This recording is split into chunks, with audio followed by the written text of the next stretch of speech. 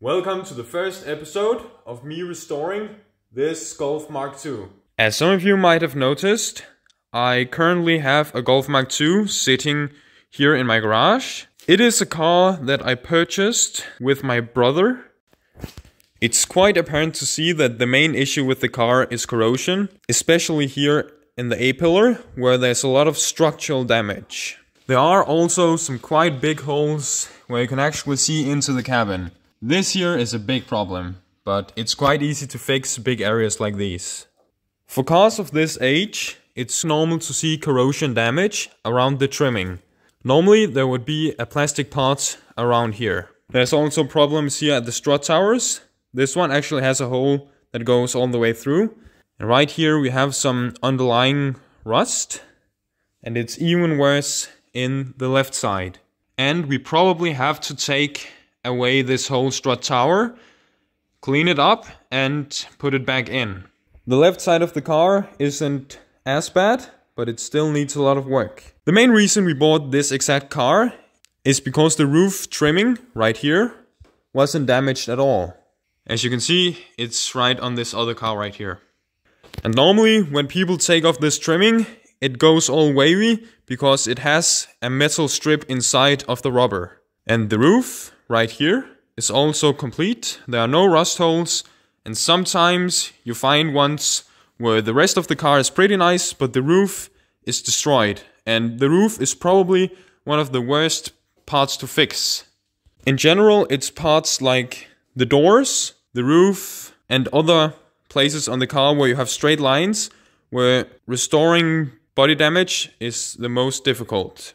We haven't had a look at the undercarriage for almost a year, but last time we checked, it wasn't corroded that much. We have some rust in the floors, so we might have to replace those. But for the most part, the inside of the car, or at least the bottom of the car, is pretty mint. The front windowsill is also rather damaged.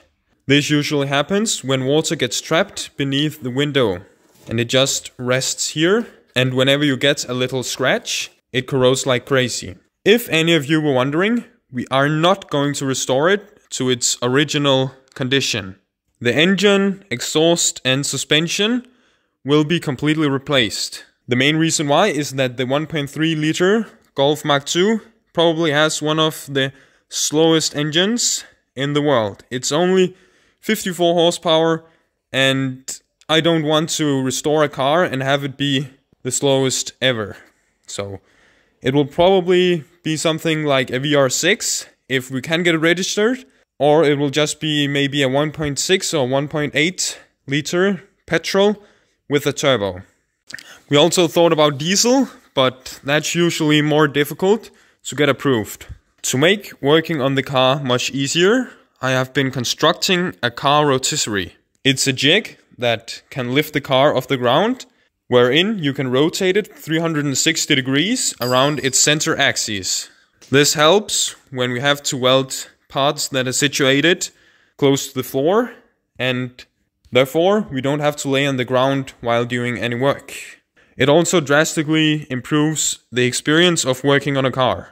The way it works is by mounting these L pieces into the car frame, mounting them firmly, and then you are pretty much ready to go to lift it into the air and spin it around. The spinning itself takes place in these house bearings in the one end, and on the other end I have a worm gear with a bearing. It's a 1:20 reduction, so 20 turns of this handle will make one rotation of the car. When we have raised it onto the rotisserie, we will look through the car, and we are probably going to get it sandblasted.